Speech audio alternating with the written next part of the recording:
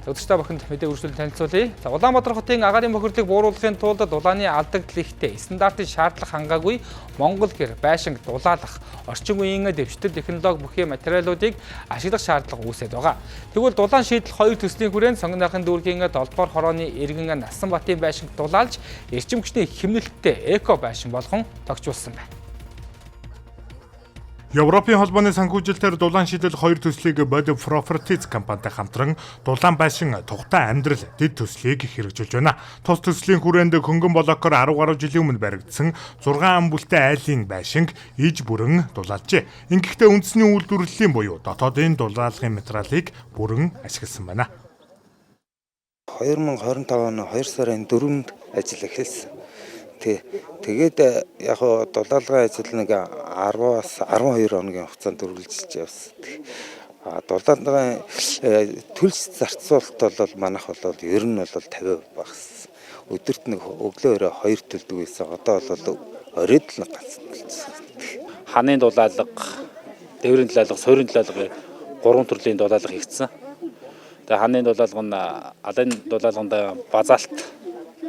базалт үеийн базалт төвөн ашигласан. Дээвэртэй эрдэс үн Орос доргийн. Тэгээд суурьндаа болохоор Оросын экспресс үн ашиглаад дулаалсан байгаа.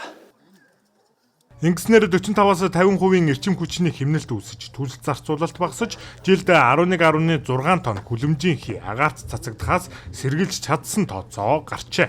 Хамгийн гол нь энэ төрлийн байшинг дулаалгатай мэргэжлийн тооцоолол хийж, дулаалгын материалаа зөв сонгох шаардлагатай байна.